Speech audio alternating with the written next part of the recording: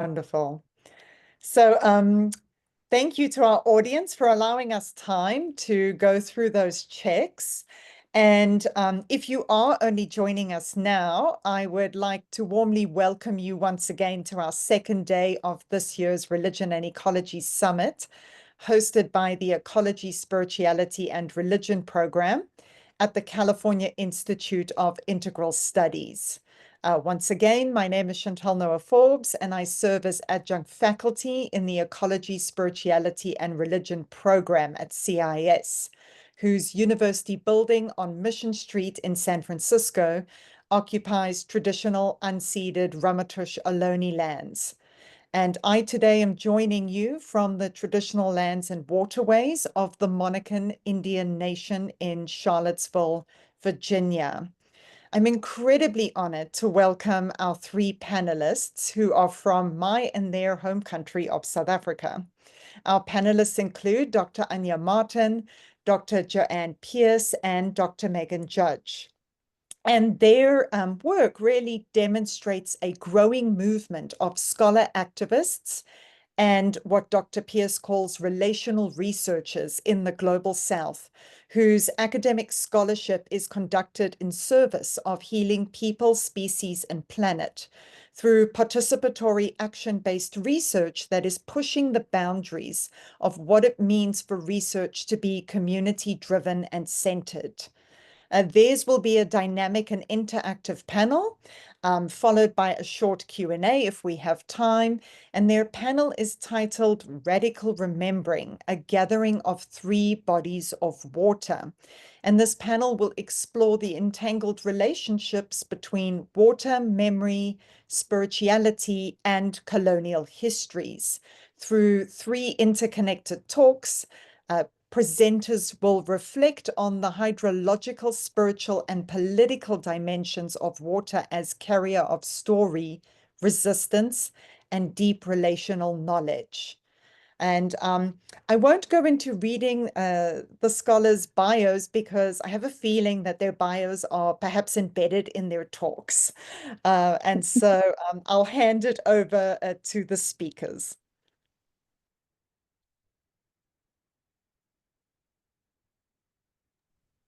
Thank you so much. I'm going to ask, I'm opening with an opportunity to think through hydropoetics.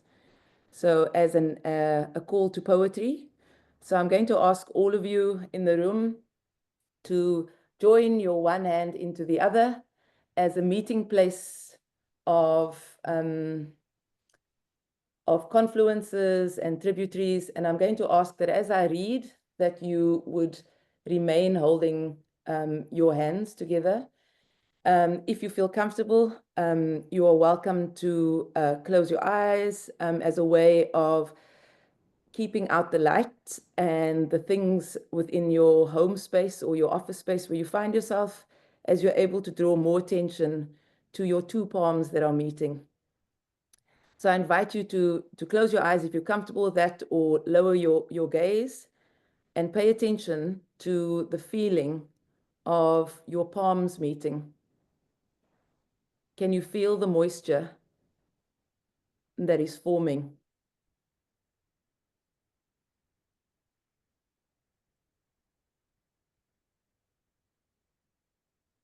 Is there a feeling of absorption, of warmth, of connection?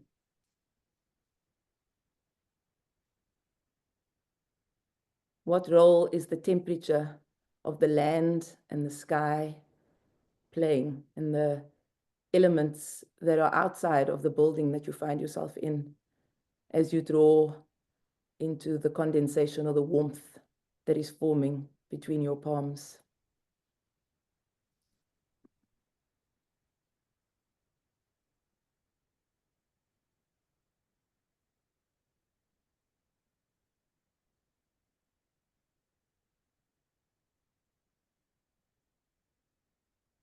The spirit hovers over the deep. What memories sing in the crevices of the surface? Where do they go when they rise? Who makes the bodies evaporate? Who listens to the marks of condensation on skins?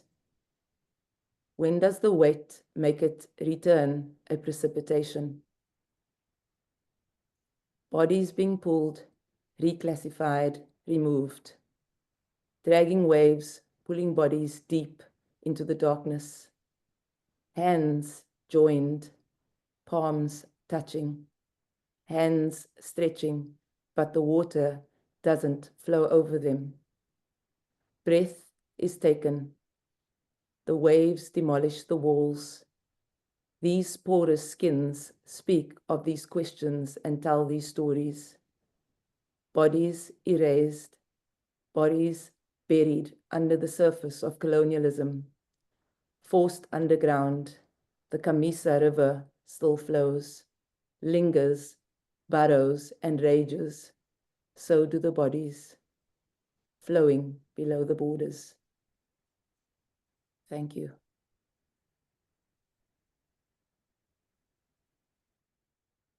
And now I'm going to hand over to Megan.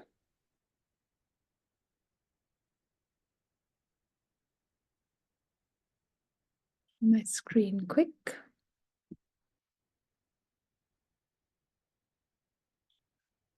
So what I'm wanting to do is just locate us within the currents and the movement of waters around the land.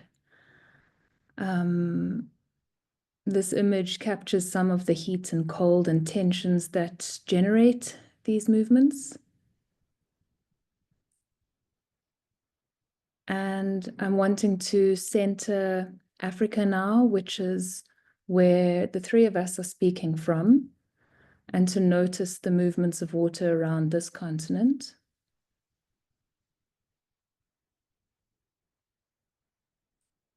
And zooming in a little bit more now, focusing toward the southern part of Africa, where we can see the Agulhas current moving down on the right, and towards the west, the Benguela current moving up.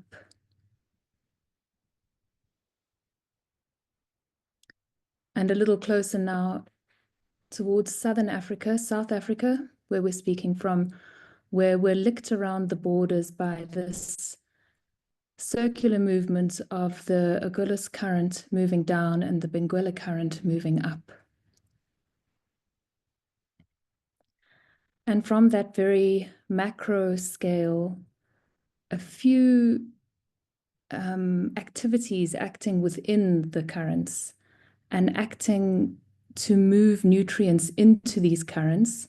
These are cyclonic and anticyclonic eddies moving around, as we can see, sort of the higher region of South Africa, just above Maputo there, between Mozambique and Madagascar, quite a lot of activity there. We're one of the major tributaries for the major rivers leading out from Johannesburg leads to.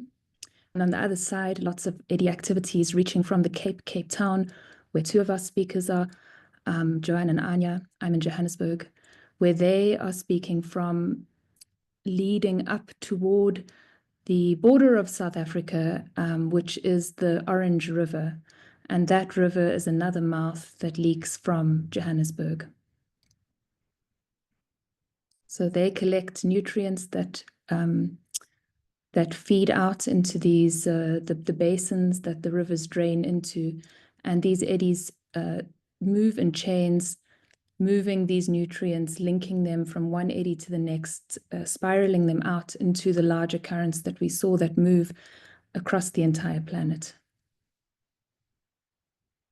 And so I'm trying to build an image of water and movement and connectivity and pull that in tension with the high veld, which is away from the ocean, Johannesburg there, towards the right-hand side of the middle of the screen. It's a bit small, I don't know if you can see it, but it's one of the highest points in South Africa and very much removed from the ocean, or is it? I'm trying to build a different image of connectivity through water systems. There we have Johannesburg and Cape Town, two nodal points that we're working through with this panel. And there they are again. But now you can see some of the drainage that happens leading toward the Limpopo catchment area and the Vaal catchment area, which then leads down to the Orange River, both leading to the mouths of these major river sources on the west and east of the country, which then move along the currents and skirt the edges.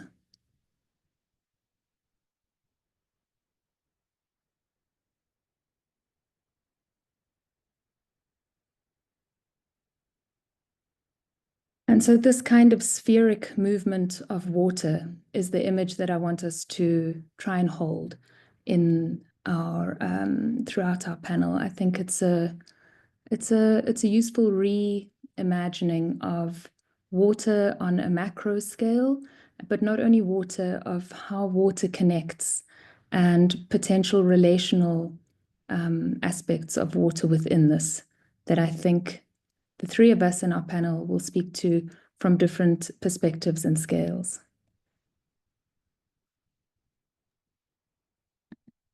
Thank you, Megan.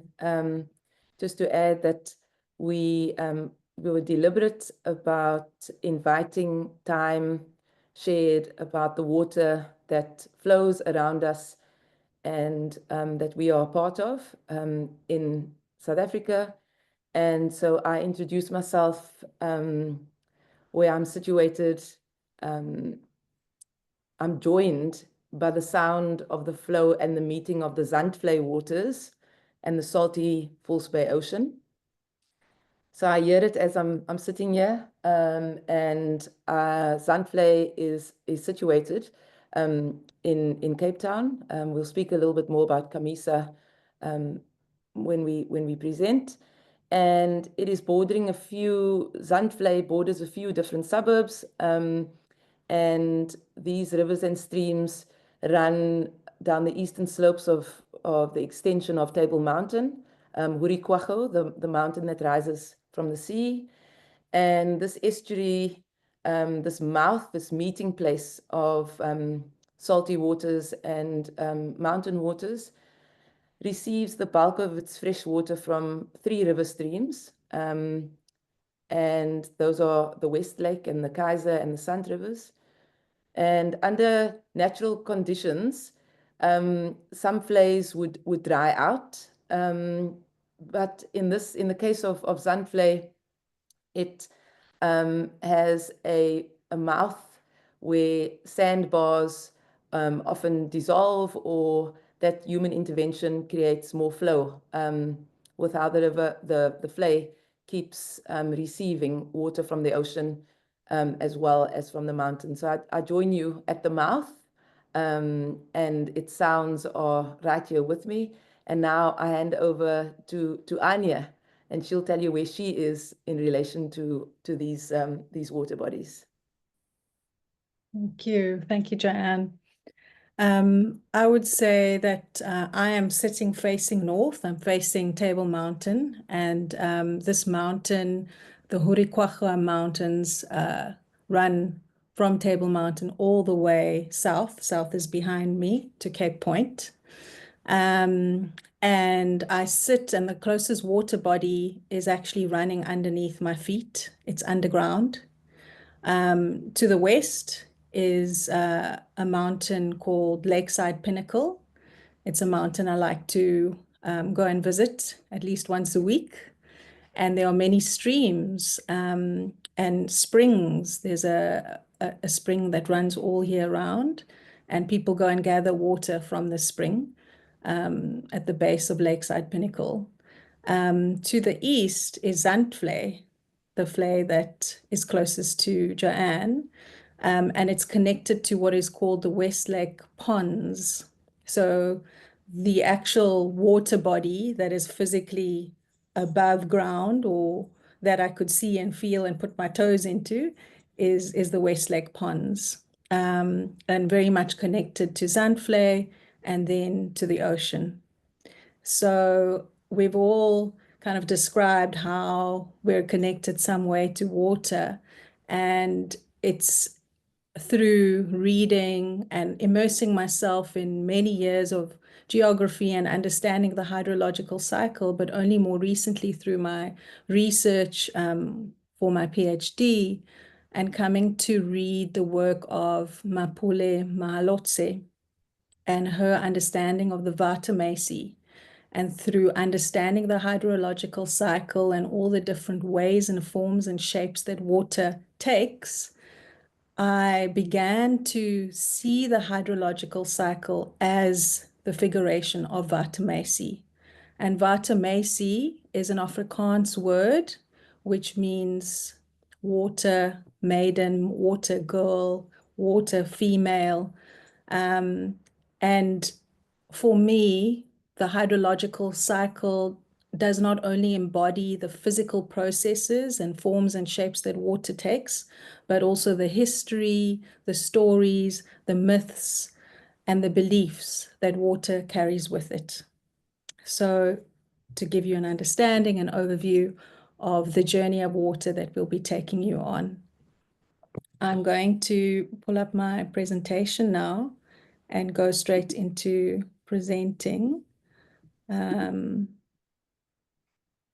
Is that good for everyone? Can you see that? Yeah. Coming? Yep. There we go. And Great. yeah. It's there. Thank you. So the work that I have been doing comes in many different shapes and forms.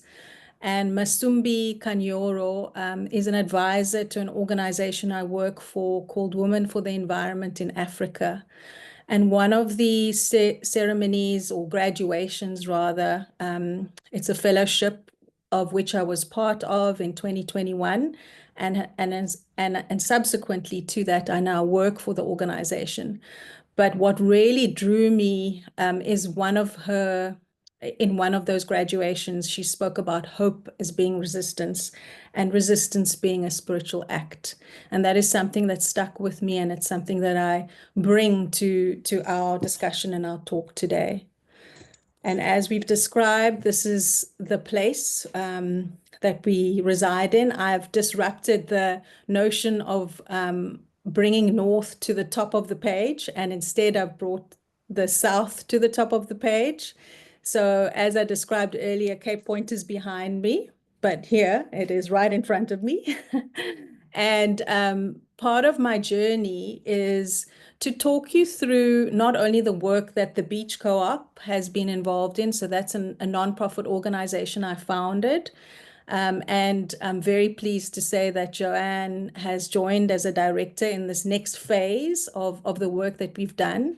And in the past, we've predominantly focused on work that is ocean related, but we're wanting to move more upstream.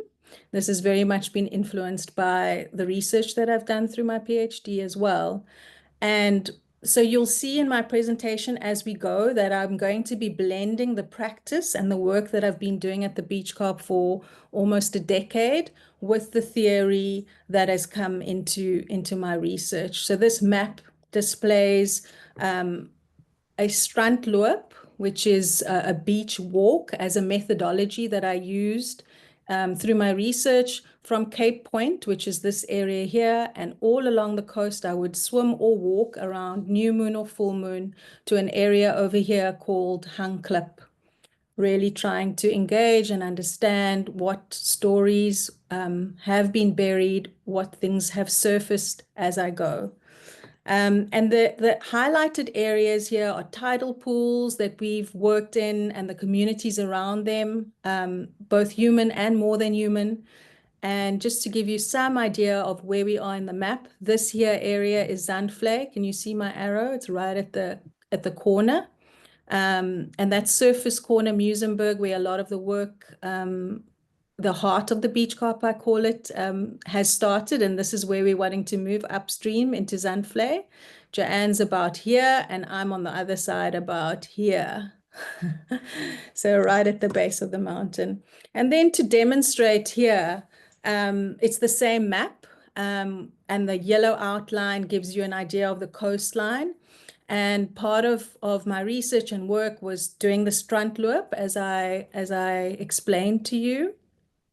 And then engaging with my 3 sons, my family, and getting them involved in understanding this process of what I was journeying on and with whom. So I wanted to include them, and the white outline is the shape of my body in the form of false bay as closely as I could get it, and then really being directed by them and their inquiries as to what we drew. And without knowing, one of my sons, my middle son, Khalil, he asked that I write drowning in that particular spot, which I did, and the hands representing octopus, octopi. So really just being led and starting to engage with them on what this means. And one of the references that you'll see in the presentation as we go is linked to a chapter written by Zayan Peterson, and she engages with another colleague and friend, Thania Peterson, and this is the conversation they have and the quote that comes from Thania. The ocean just keeps bringing our memories back to us. The ocean stores memories, but it also moves it and releases it. And the strunt-looping journey that I go on is in this intertidal zone, in the liminal zone, where things are being exposed and covered, exposed and covered. And the reason for walking around new moon and full moon was because that's when the tides are at their most extreme. So to give you a bit of background, the work at the Beach Carp is very much science and so on the left, there's Peter Ryan, Professor Peter Ryan is an ichthyologist. Ichthyologist. And he came to understanding beach plastic and was really keen to, well, I approached many scientists and individuals and asked, what are the needs? Where are the gaps? How can we be involved? This is at a time where I thought I wanted to take a step back from working in conservation, and I just had my first son. And that's the evolution of the Beach Carp, really at the beginning stages of trying to understand how I could play a role in giving back to a place that I loved, which is Muizenberg, where I surf and I take my kids and surf with my kids as well. So this love for the marine environment is definitely from my parents, who are on the right. And here again, the blend of theory and practice and lived experience all coming together in this organization that I created called the Beach Co-op.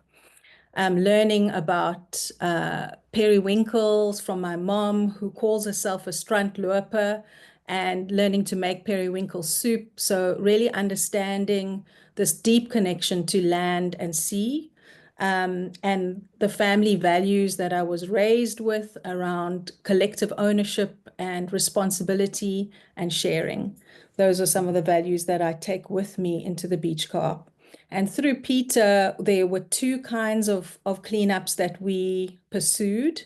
And the first one was around new moon, which again isn't lost on me given the new moon cycles in Islam and how the months are marked by every new moon. So we've been doing these cleanups at Surface Corner for the last 10 or so years. And those are some of the stats behind this place that we work at and with. And from it, you'll see later some of the way that we've worked with community and engaged them with science. The other kind of cleanup that we do is called the Dirty Dozen cleanup. And here I've only looked at the places in False Bay. We've worked outside of False Bay, obviously, but I wanted to keep it space and place specific. So giving you an idea of the Dirty Dozen, it's the top 12 most commonly found items on our beaches.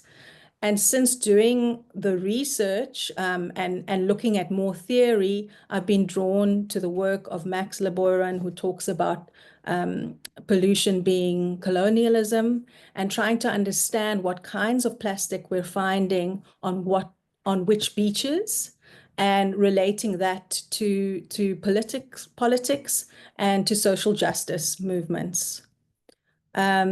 Again, here, the community participation has been a key part of the work at the Beach Co-op, and working with Indigenous communities. The image in the middle is of Chief Kingsley, who joined us at a ceremony at the St. James Tidal Pool. These are some of the papers that we wrote together with the community members that attended our new moon cleanups and gathered some of the, well, all of the litter that got taken back to the lab and used and dried and counted and quantified, and they physically contributed to the data that was then produced into these two papers. And a lot of engagement with community, with marginalized community through other nonprofit organizations that are already working with youth. And then there's a component of working with corporates as well. Again, more art-based methods that we use through graffiti art. In the previous image, you would have seen the work that we've done at the tidal pool as well. And then a silent protest, looking at explosives. Swati in her keynote spoke to some of this. There was a huge court case against Shell on our East Coast. And in addition to all the science that Swati has spoken through regarding the benthic system, there's also work around our ancestors residing in our oceans. And because of that work, it added further weight to the court case, which we then won, to avoid having Shell exploit those areas in our oceans on the East Coast.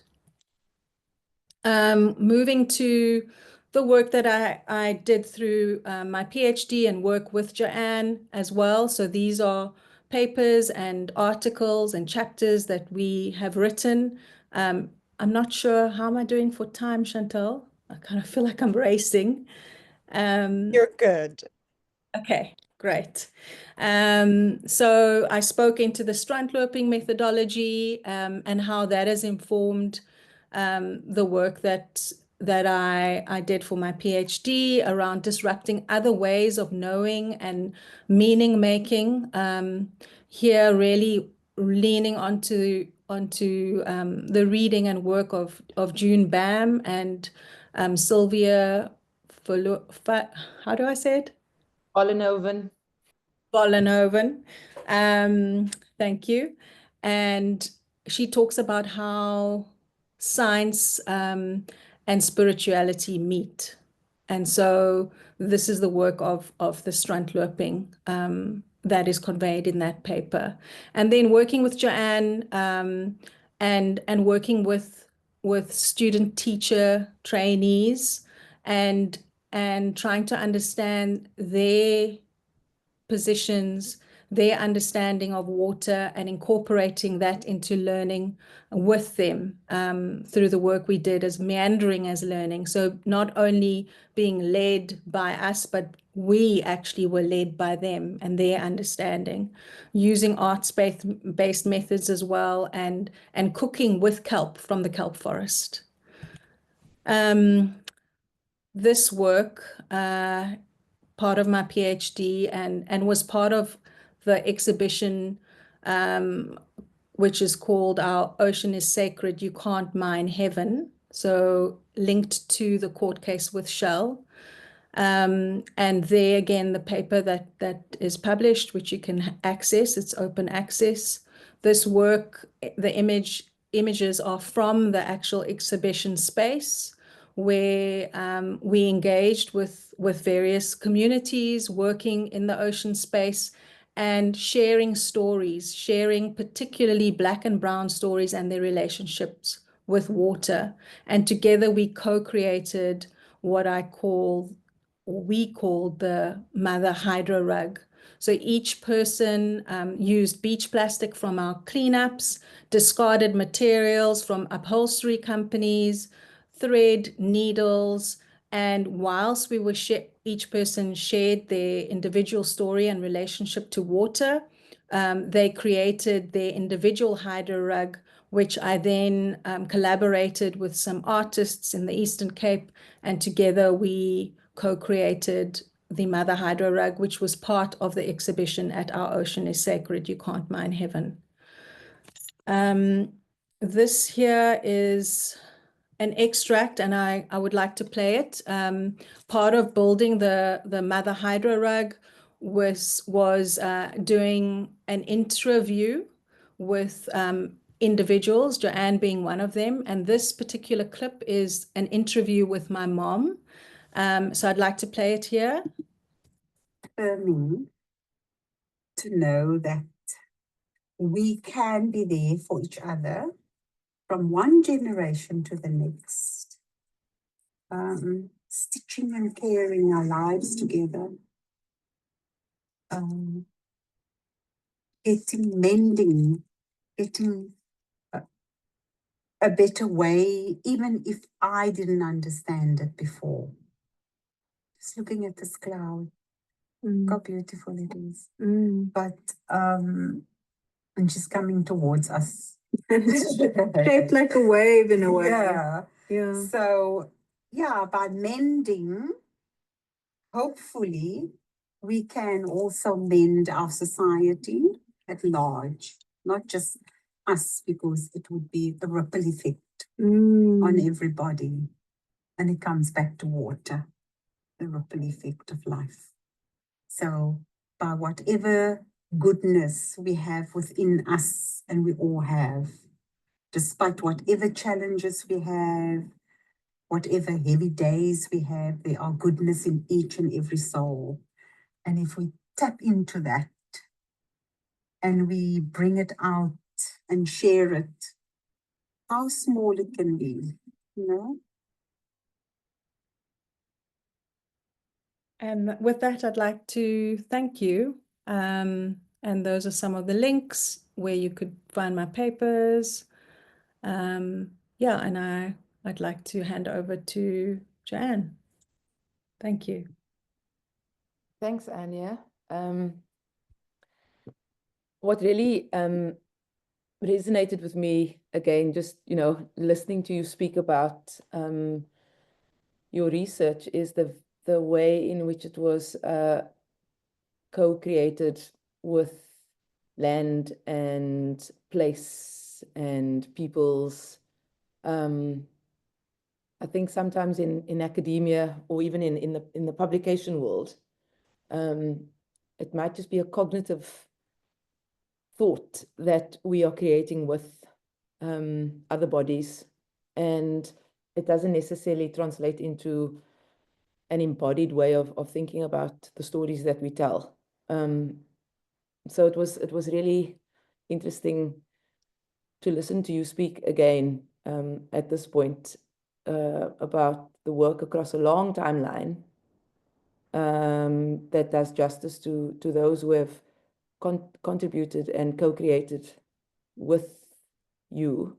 And I think I'm thinking about, people across different ages and generations, but also about other bodies, more than human bodies, who have added to the knowledges that you've written with over this time.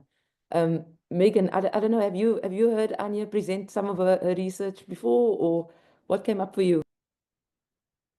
I have heard Anya present in small ways, not in many of the many different angled ways that I would like to hear such work being presented in, because I feel like with this sort of work, that I think you said it at the start, that following your bringing your family in and working with your children and following their inquiry, and it feels like that's this ongoing kind of mode that happens across this almost continuous finding of well, it's a building of an activity between the land and the ocean. And I keep thinking about slime actually as this kind of the space that's made that becomes a protective space for what needs to live inside of it.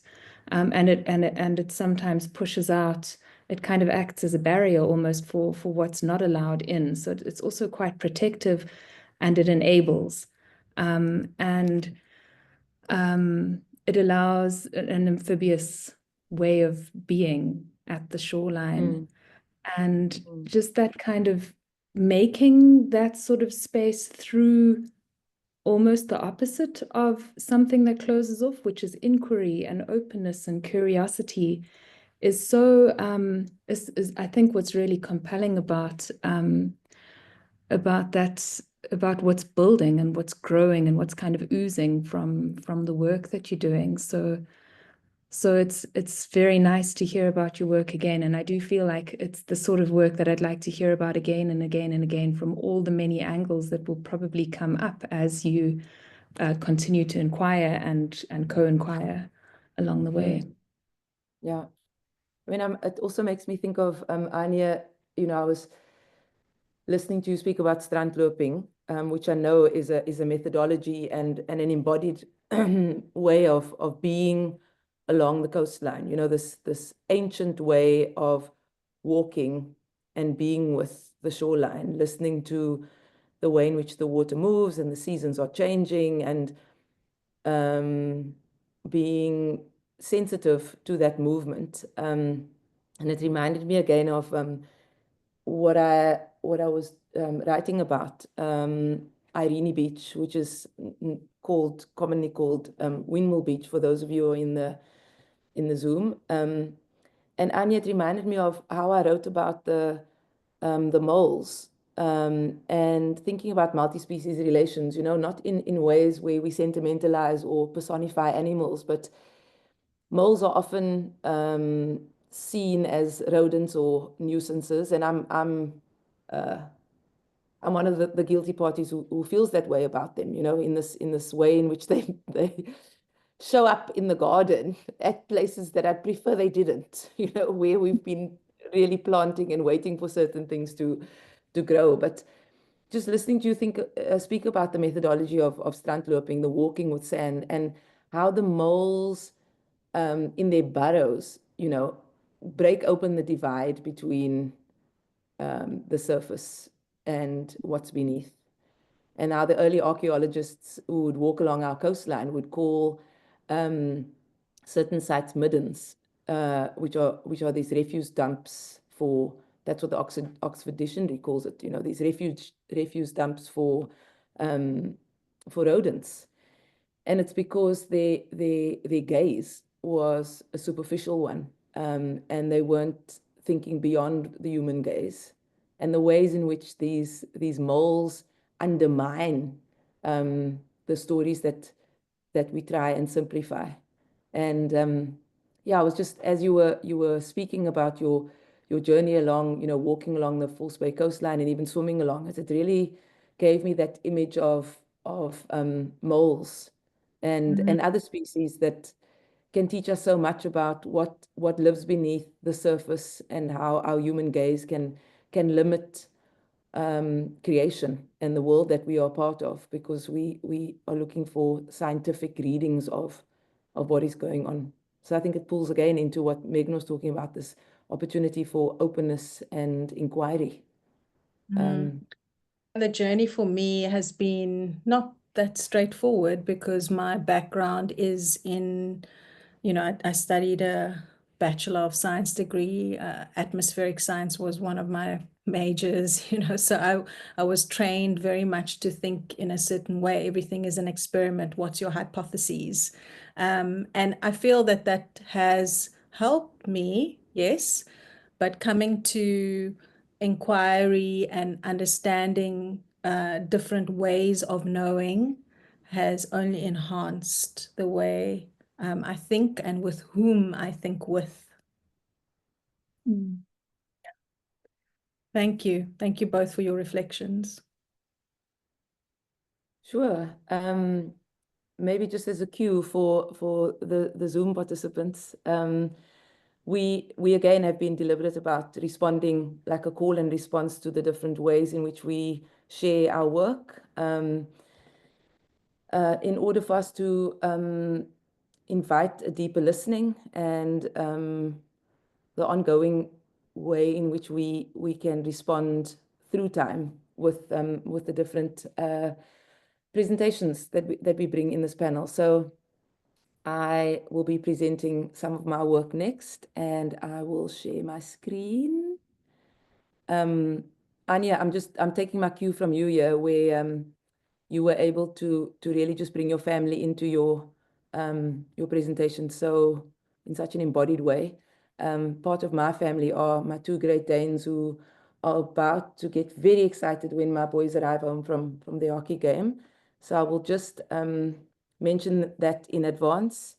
And if that does happen, I might just allow us all to be called into a moment of me being on mute, and for people to just take a breather and maybe doodle or make some notes as I try and get them to be quiet.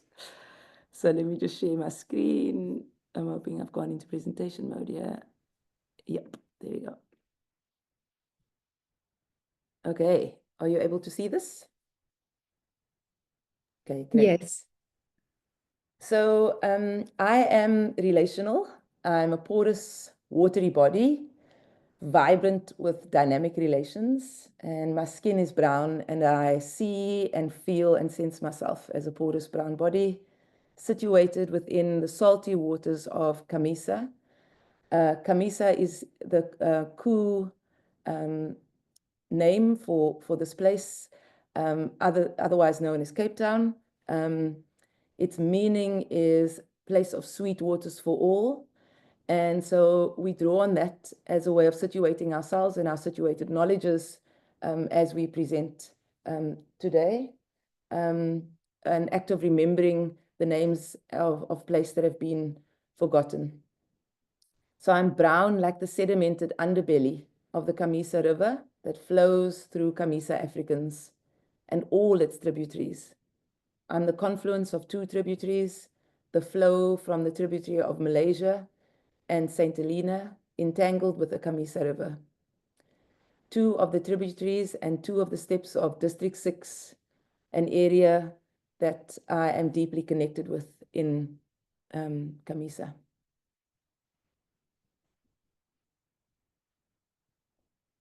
So I'm forcibly removed. I'm the seepage and hopes and dreams of walking backwards into the future. I'm my mother's child. I'm my grandmother's dreams. I'm the keeper of the past. And I think about my grandparents when I dive into the kelp forest, which they once feared from a distance. I'm joined by their bodies now, my great-grandmother seated on the shoreline of Irene Beach, my grandmother standing holding up the tent, and my daddy's sisters whose bodies are ever present on the shorelines as I enter watery spaces. So I'll ask you to join with me as they have joined me in thinking with leaking time, as a hopeful wading through haunted waters, where questions leak into the perceived transparent waters of time and open streams of spiritual timekeeping.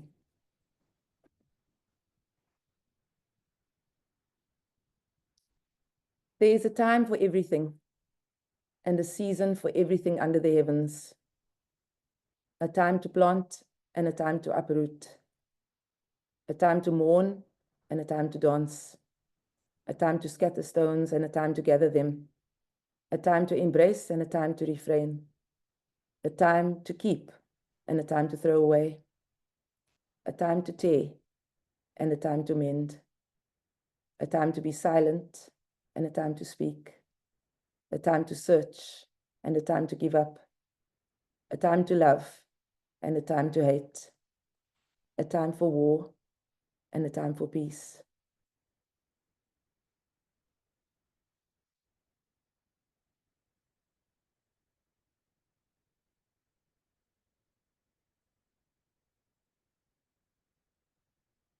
My faith, my spirituality lives within a world where I'm daring to become hopeful. Hope and faith are inseparable, like the pores and hues of my brown skin. Words fall short of the depth and expanse and the intimacies of my faith. I dive with a breath hold into faithful waters where there are no points to mark beginnings and endings. My spiritual pulse is one that science and language cannot fathom. It's made clear in my faithful disobedience to the questions that seek definitions, representation, and the certainty of who, what, and where God is. Are you a Christian? Do you believe in God? I'm often asked these two questions. I've learnt to slip through the cracks of the questions to the hidden crevices where these two questions are formed. Where the white Jesus lives, the man of God, the savior of the world, the God in heaven, the God of good and evil, molded into the hidden places of these two questions.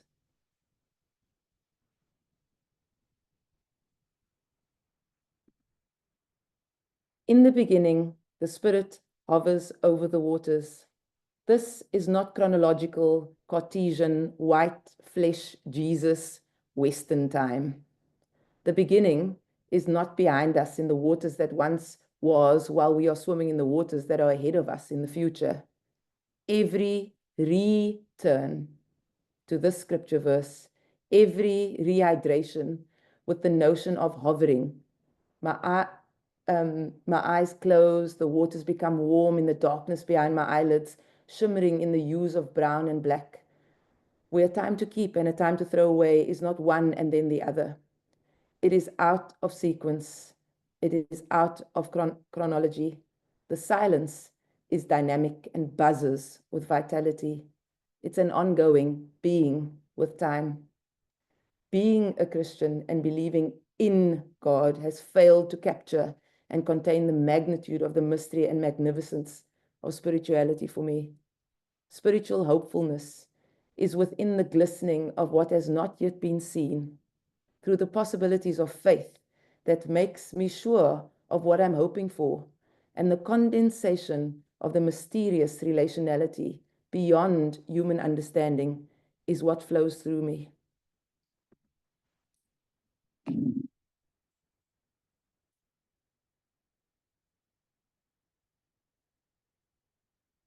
The meaning of time and seasons have long belonged to English and the sciences for most of my life.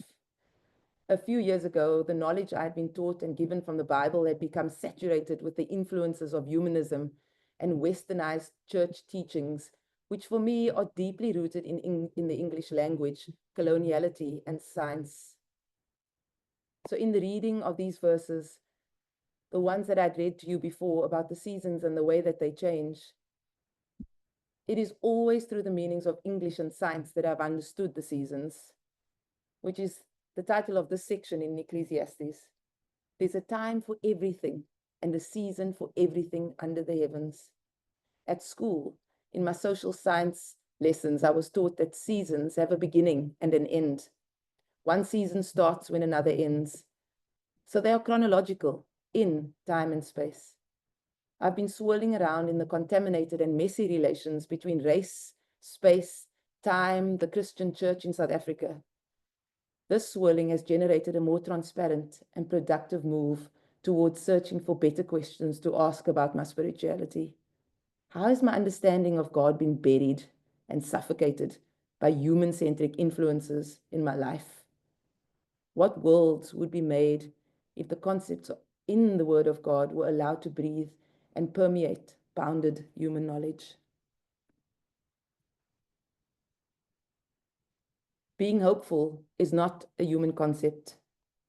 Hopefulness is an entanglement of the more than human bodies, including water, joining with humans in inhabiting the world that we are already a part of. Multiplying futures, a world thick with possibilities, as Tom van Duren tells us, where we craft life and we live and imagine and remember and die together. Hope includes troubling the very notion of what it means to be human, what it means to know, what it means to be. And for me, hope is not smooth. Instead, it brings tensions to the extremes of all-consuming despair and delusional optimism. And I'm joined by Haraway in that thinking. Like scripture says, all around is a pregnant creation, at times invisible through human eyes, ears, smell, and touch. The pain of haunted memories throughout the world are simply birth pangs. But it's not only around us, it's within us. The Spirit of God is arousing within. We're also feeling the birth pangs. These sterile and barren bodies of ours are yearning for full deliverance. Trinman writes that to develop the ability to receive with more than one's eyes or ears is to expand that part of oneself which is receptive, but can remain atrophied, almost closed, when its potential lies dormant. That is why waiting and hoping does not diminish us, any more than waiting diminishes a pregnancy. Bodies growing in the waiting. We are bodies of water growing in the waiting. The waiting, for me, is in Eddie Grant's struggle song in the 80s, after which I have my name. A longing for the dawn of new. Hope, Joanna. Hope before the morning comes. A song banned in our land at the time and sung on other shorelines across the world. And a fullness comes as day breaks, as waters break. The world trembles with potentialities and possibilities of hope.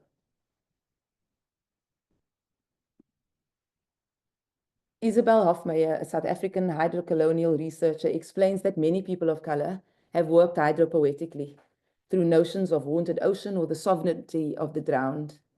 It is with Hofmeyer's offering that I sense into radical relationality, where thinkers have offered a rich range of ideas. There's my dogs.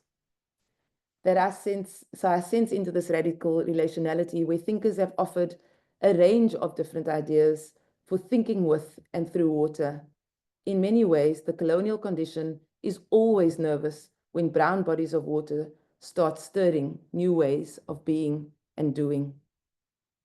Hydropoetics is, like Trinman says, is a keeping alive and life-giving water that exists simultaneously as I speak, as the saliva in my mouth sits and absorbs the mother's milk, the sweaty palms of mine and yours, running salty tears, blood and menstruation. I did not choose hydropoetics. It chose me. It is in my dreams. Give me a second.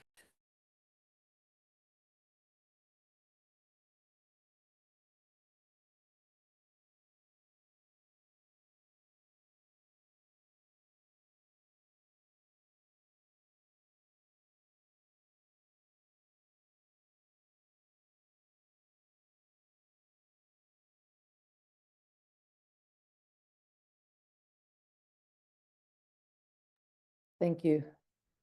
So hydropoetics is when keeping alive and life-giving water exists simultaneously, as it does with us now, through sweaty palms and salty droplets and saliva and blood and menstruation. And like I said, hydropoetics chose me. I did not choose it. This is not a sentimental relationship or a romantic one. It is in my dreams. It drags me through the unruly edges of time, painful tears and memories that I would rather choose to forget. But I'm accountable. I'm accountable for the stories that are needing to be told, the stories of my families and the ones that are further than that. It takes my breath and my sleep away at times, and it keeps me coming back to telling these stories and articulating it. So you'll see my daddy on the far left and my two uncles. Hydropoetics and radical relationality flows and follows the cracks of life, loss, faith, breathholds, and drownings. Hydropoetics hovers with my uncle, who jumps into the waters that are chosen for his brown skin, dragged into the darkness of drowning in unsafe waters for white bodies, where apartheid in South Africa takes his life. Momentarily, his skin transforms to white through the eyes of the mortician. My daddy is called to identify his body, but cannot find him. His lifeless body is on the table in the section for white bodies. Brown skin, searching for kin, and watching my uncle's limp body being dragged from the table and dropped on the cold, hard floor. His brown skin is in the wrong place. The table is not for him. The waters were not for him. Life was not for him. He is so many bodies drowning, being dropped and cast away as less than human. Hydropoetics is a scarred body, fraught with pain, promise, and hopeful pursuit of other ways of living. It is like Audre Lorde says, it is the furthest horizons of our hopes and fears made visible through our lives. The visibility of living comes into existence with water throughout my ways of thinking about my spiritual truths. Thank you.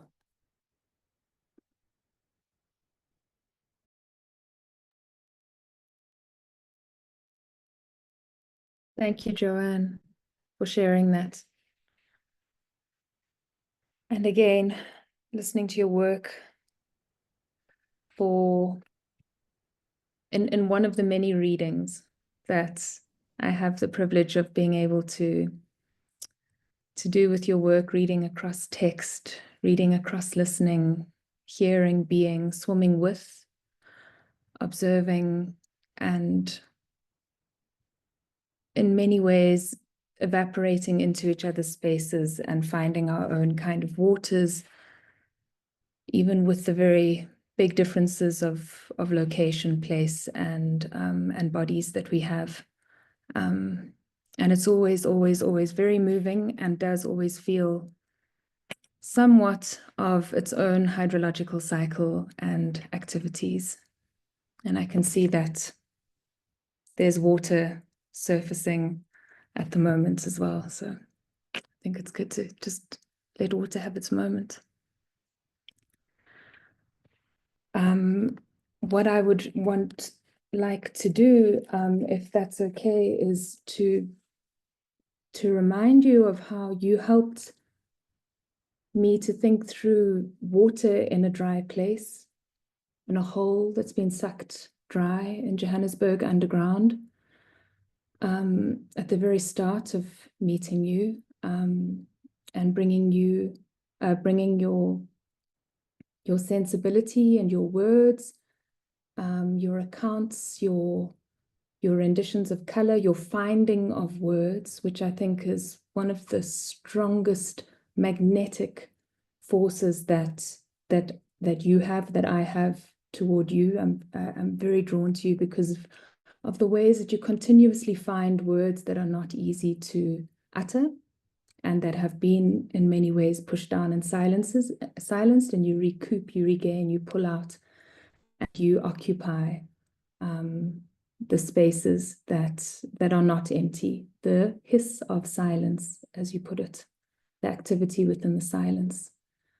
And maybe what I'll do is I'll before shifting the tone, see maybe if Anya wants to respond, because mine is just referring to some written text that I can easily return to afterwards. Thank you. Thank you, Megan. Thank you, Joanne, for that rich tapestry and sharing on so many different levels and dimensions. And for me, it has been so beautiful to watch and witness your way of engaging with Christianity and your way of decolonizing the way the religion was brought to you. Because I am at the very beginning stages of that on my journey with Islam. And I often speak of the closest time that I felt connected to Islam was through visiting Indonesia, and the mysticism and the feeling of community was always and still remains the strongest for me in that space and place. And I look to you for inspiration to continue trying to unlock that human gaze on what religion needs to be, and influence. So thank you for that. And And part of my journey through the strandlooping has actually been to return to stories shared by my parents and their connection to place, and in particular to Makassar, which is on the west or on the east coast of False Bay, and how that Makassar, that place, is linked to Makassar in Indonesia. So I look forward to us traveling on our journeys, as you introduced, you know, the tributary, the streams that you come from, and Indonesia being one of them, in the same way that my Indonesian ancestry also runs with yours. Thank you.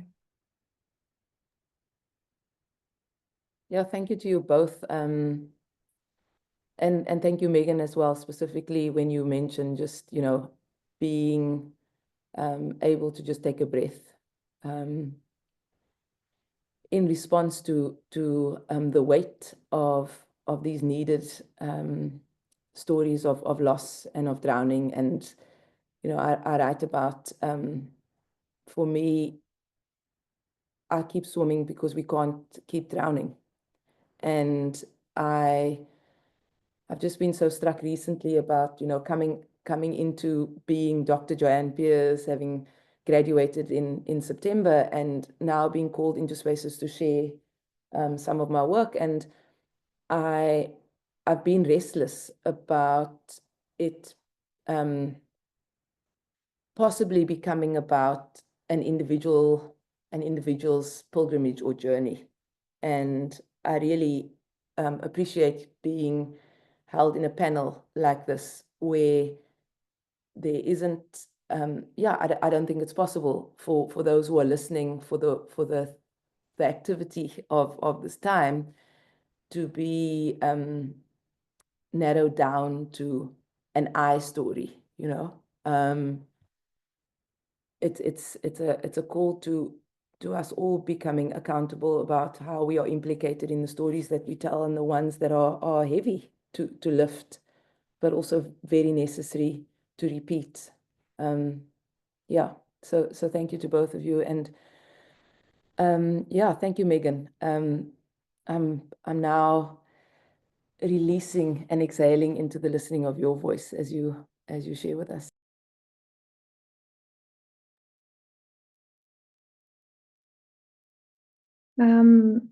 I wonder, it's almost my turn to talk, and I don't want to take up too much talking time. Maybe I could share some of the readings that I wanted to share with you in a different space.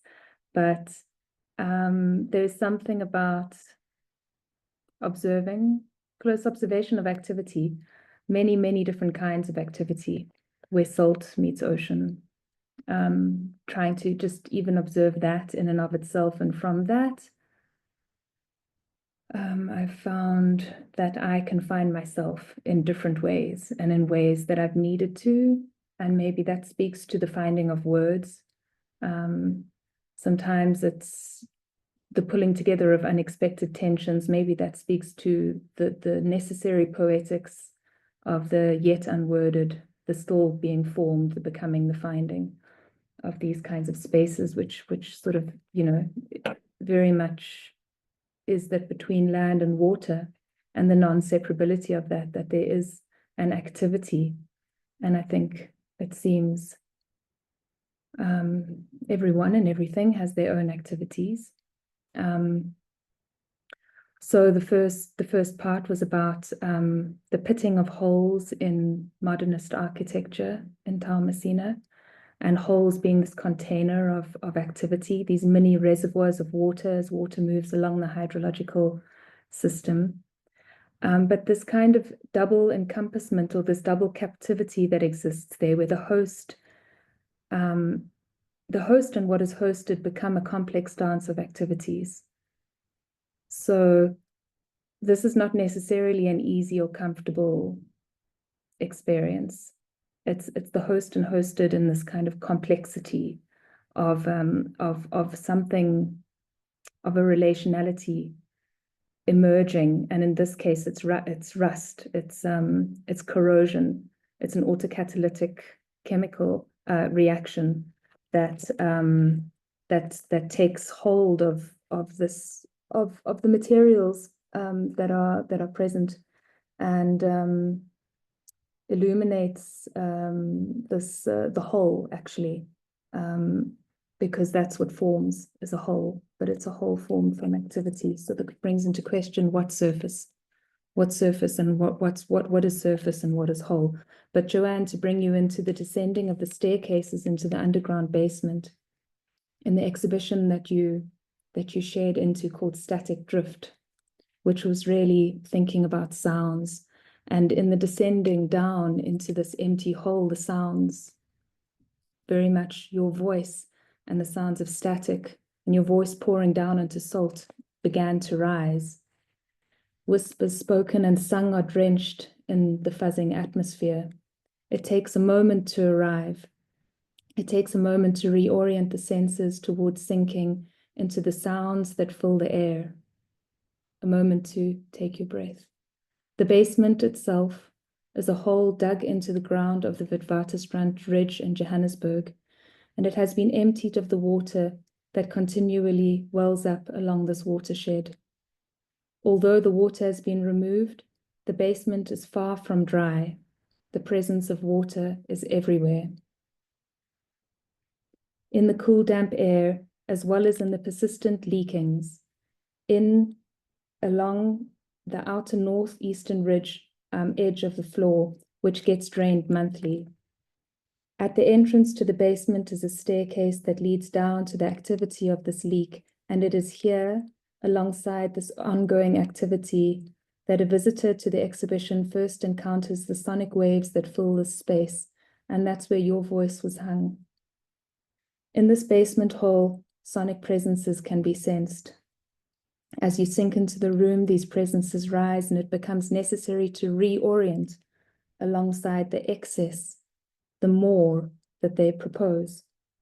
That is, it becomes necessary to sense out the potentials of what this rise of sonic waves does to sensing as usual, which is the dominance of sight. And that usually comes with more land-based, terror-centric ways of being in the world. And so from you leaking in to me, that was my proposed segue, because we also did, just for the audience, say that we may respond with bits of poetic utterances and readings, because we've shared into each other's works in many ways, just like Anya has also shared into some of the sonic activities that, or compositions that I've explored. And we've all sunk into each other's lives in different ways, and much more to come, very excitingly. So that's my sort of segue moment, but I don't want to move right in, because this is still, we're still with you, Joanne, if you'd like to say some words before I move on to my presentation. Okay. Let me move, I'm going to share my screen. And move on to the next slide. Can everyone see that?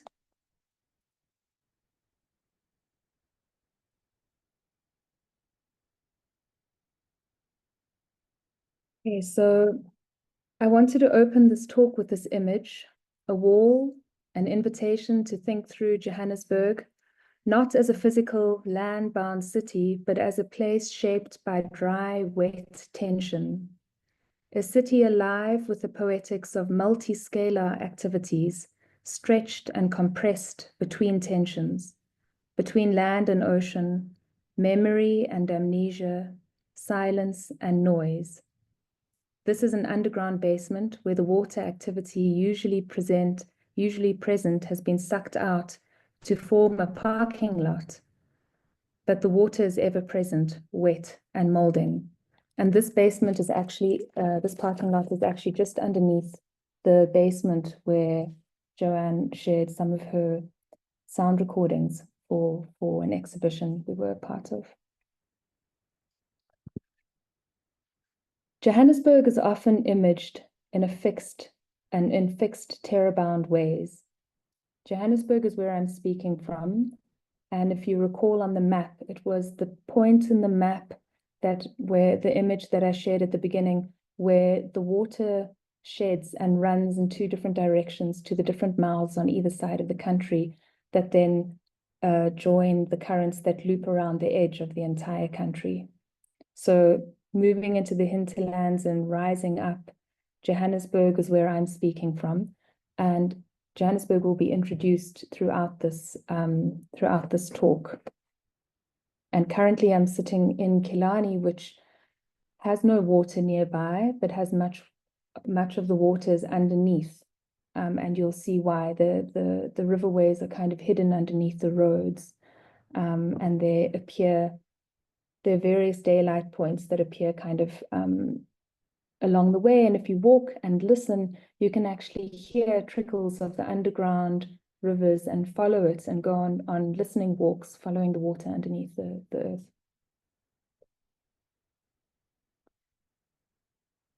Well, during lockdown, while stuck at home researching the ocean, I found myself trying to think of Johannesburg in wet ways. I asked, what if we think of Johannesburg in watery and oceanic ways? I tried to think and feel away from the fixity, assuredness, and appropriation of the terror-bound modern city structure, and more toward how Barbadian poet and playwright Camus Brathwaite considers the tides, rhythms, and soundings of water, the sensory experiences that flow across and between land and ocean, and the carriers, that is a carrier of human bodies that are moved by bodies of water, and the elemental activities of cyclones that activate and interact with these bodies and change their relational experiences with water. So thinking about Johannesburg in these ways is possible given its high weather activity, and in many other ways it's not possible. Johannesburg, the inland city, was built on the Witwatersrand Ridge, a watershed where rainfall surges and springs once gushed, marking a high point from which water flows to two water catchment areas, on the one side the Limpopo catchment and on the other side the Vaal. From the throat of the city, draining further to the two mouths on either side of the country, that of the Great Limpopo and Orange Rivers. Its very name, Witwaters, means white waters and invites deeper inquiry. In this pressure-filled atmosphere, colors carry charge, meaning. What names came before this? What was silenced within the projects of whiteness that sit on top of these water outlets? Built on top of these waters, the city has layered its concrete over the years. The gold mining activities that attracted people from all over the world sucked at the surrounds, draining the livelihoods of many who lived in the country, forced into labor conditions set out by apartheid rule. The springs of water were drained too. Results of this can be noticed in the collapsing dolomite ground, with the openings of potholes and sinkholes across human infrastructure.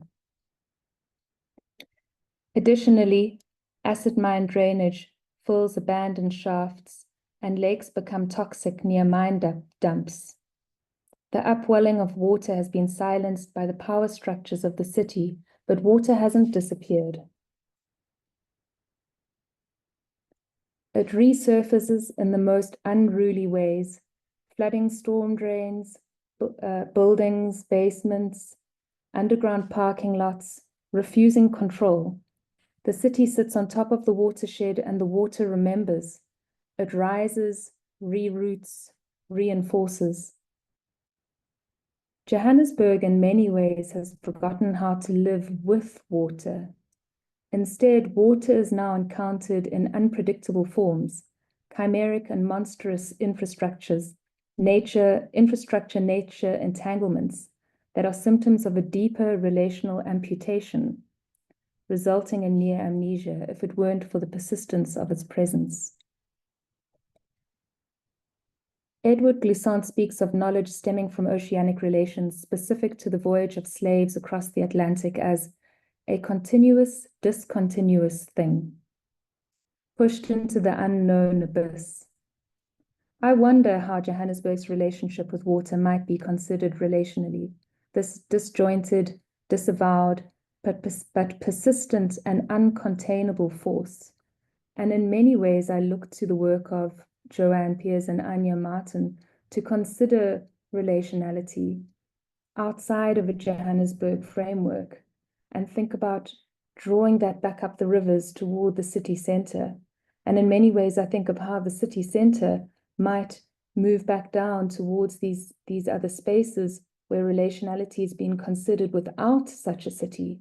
And I wonder how what the tension between the two of those might result in if that were open for inquiry. To think through the silencing of water in Johannesburg, my work tends to engage noise as both material and affective presence. First, noise is relational. It is what unsettles the silencing of the city's surface, a reminder that beneath the tar, beneath the hollowed earth where gold once was, and where bodies still plunge through artisanal techniques to try and find it, water moves. It collapses the surface, reshapes it, and moves across multiple scales of attention. Second, there's the noise of materials, the pollutants and plastics that never go away. Instead, they wash into rivers from the daylight points, right at the daylight points. As water reaches its first point of daylight, it's already immediately infused with plastic, which is where the water first surfaces above the ground.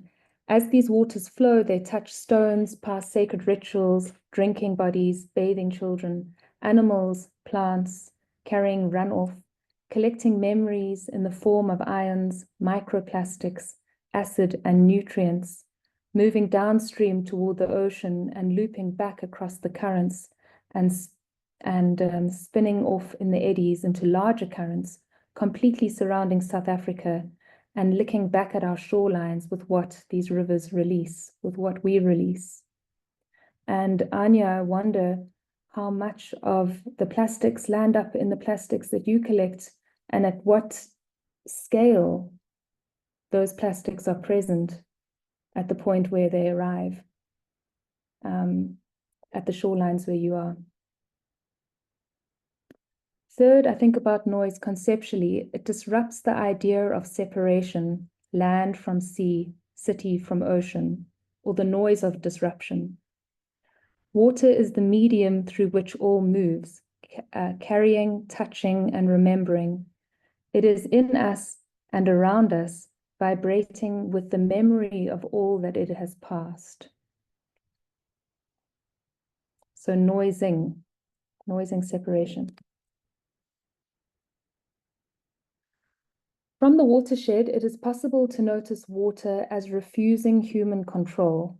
It follows deep time paths, carving roots long before concrete was poured. In Johannesburg, water rises from the underground and falls from the skies, splitting and spitting along the ridge etymologically from the backbone of an animal, shedding towards the large catchment areas that opens and spills from the mouth. Shed as a verb, meaning casting off, like tears, blood, or skin, from the Proto-Indian European skate, to cut, part, divide, and separate. The catchment areas receive the city's memories, even as the city forgets.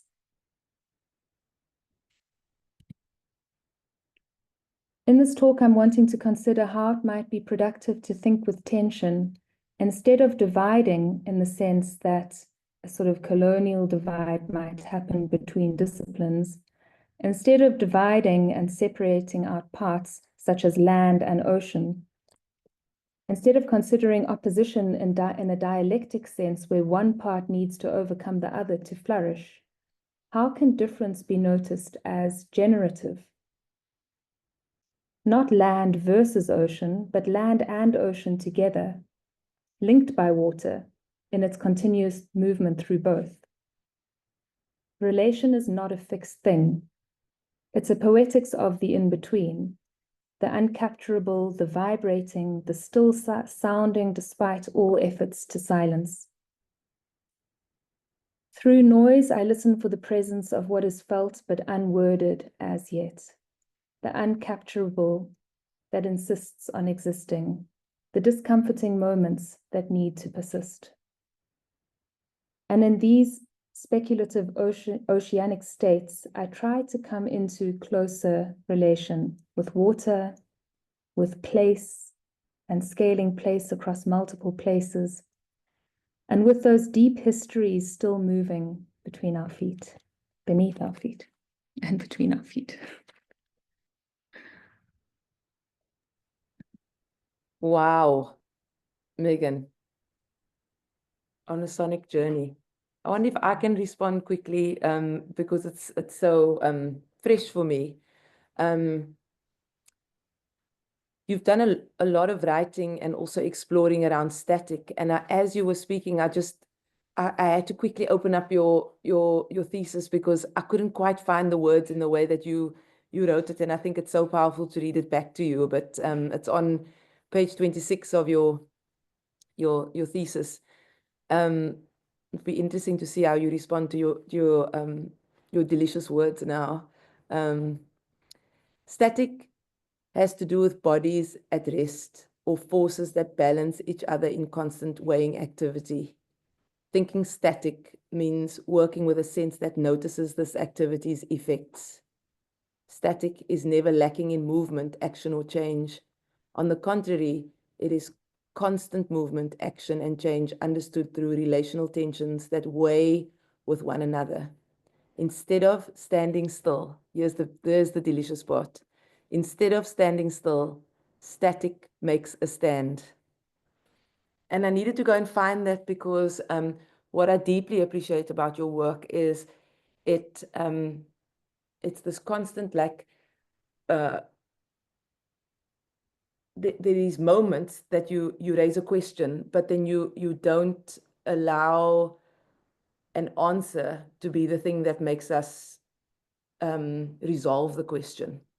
You know, the way in which you say, I wonder what would happen if we considered, you know. And so I found this, what you wrote here about static taking a stand, is that the work that you speak of, the damp in the depths of a basement where water doesn't allow human-centric ways of making worlds and cities to stop it from, so it's this act of resistance and this unruly behavior or ways of action.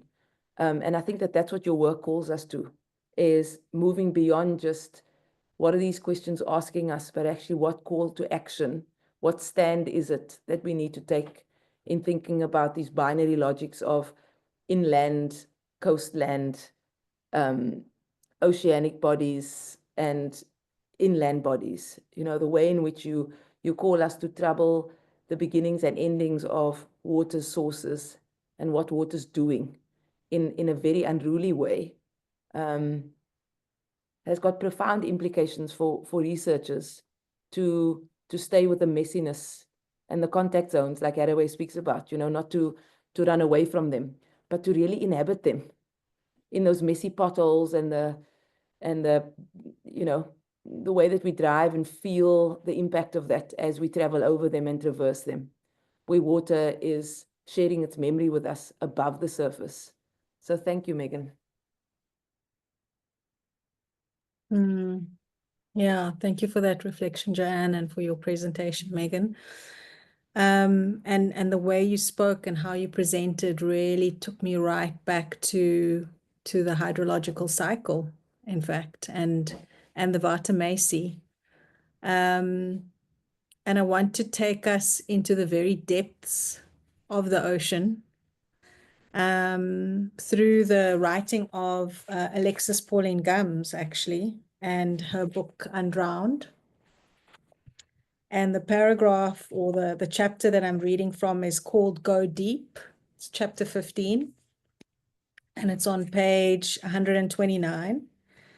And she writes, there's a depth of the ocean, about 300, 400 meters deep, that is so thick with life that World War II sonar operators thought it was the bottom of the ocean.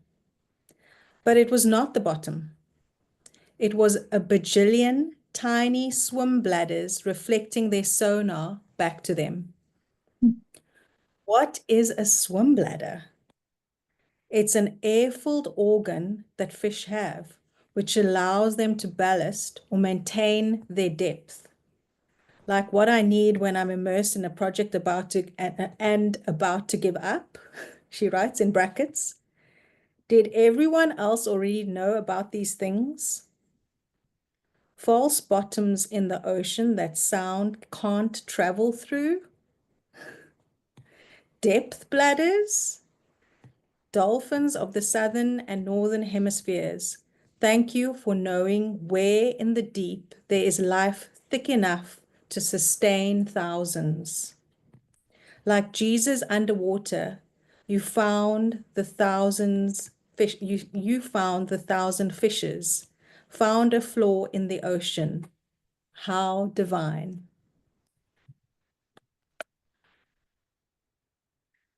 Thank you so much for those reflections of back to me.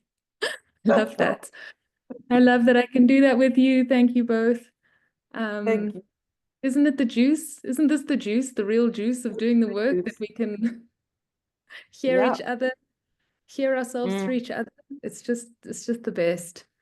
Thank you. I get very enriched each time. I mean, it's that thing again of like a million billion different angles to consider one point, and knowing and also getting the point, which is like kind of such an impossibility of a thing. But inside that, there's a staying space. I think it's what you're saying, Joanne, about the knowing when there's a staying space, a space that needs to be stayed with, and then resisting an answer. But sharpening the point from many, many different kind of activities and angles. And I think what I was really also realizing so much in both of your talks and in the sort of responses that you were giving to my talk was this thing of observing activity, and our activity, but also, personally, I understand. I find the words, they're not worded yet, but I find an understanding for what I'm feeling, what I'm going through, like a larger sense of what's happening with me by observing the world and what's happening in the world. Water is one of the spaces that's so giving in that way because it permeates everything. So it really has this ability to expand that potential of kind of expand the potential of understanding what's going on. It's not understanding what's going on in the sense I don't know, but it's I have everything alive in me, and then I'm observing something, and now this is making sense. Okay, like parts of me are becoming more revealed, and maybe even one day worded, but there's a sense first, at least some kind of broadening of sense and perception of what's going on, but also it's this affective response. And I just, the close observation of activities around water and everyone making sense of that and making meaning through these different ways, the richness of the meaning that's made through each of your different ways of working with water and self and relationality is incredibly, it's a wellspring. It's always giving. And so, no, thank you. It's really nice to be in this panel together. And I hope that together there's a sense of thinking about water across our different locations, but almost as an ongoing activity that touches all of us. and drifting thoughts and questions downstream and upstream, or maybe through the rains and back down toward each other. Yeah, so I think at this point, maybe we can open up a bit more into the questions and answers if we have time for that. I don't know. Yeah, I think I'm not sure. I think we're handing over to Chantal now. Yeah, thank you. Thank you, Joanne, Megan, and Anya, so much. Such diverse stories and yet so interconnected. And I love the way in which water was able to form those connections, physically, metaphorically, theologically. And that was really touching to witness how histories can come alive through the stories of water. And so I'd actually like to ask Joanne and Anya if either of you could talk a little more about this process of working with and through water to decolonize one's own understanding of spirituality, or one's own, to come to a new understanding of your own lived theology. So we're here in a program that focuses on religion and ecology. And part of the work that we do is retrieval and renewal, right? So retrieving our understanding of ancient religious traditions and reinterpreting and renewing those according to our own times and according to our individual and community identities. So I'd love to hear if you can maybe speak a little bit more to that process.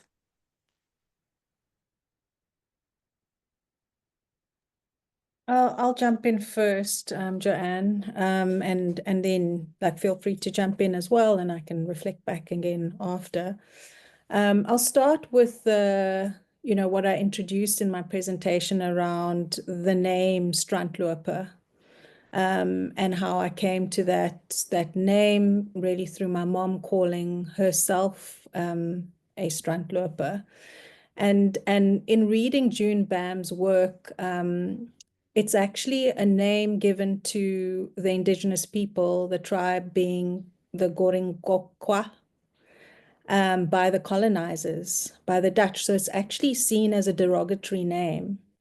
And through being with water and experiencing how to make periwinkle soup and enjoying the rock pools with my mom as my guide, as my mentor, I was able to disassociate with the derogatory way of being called the Strandloper and reconnect with the indigenous way of what a Strandloper is, despite the name being seen as derogatory. So I've been able to revisit what it is to be indigenous, to be with the coastline in that liminal zone, and my understanding of what it is to be with nature in that way. So that is an example I could share in terms of, decolonizing the term Strandloper and connection to nature.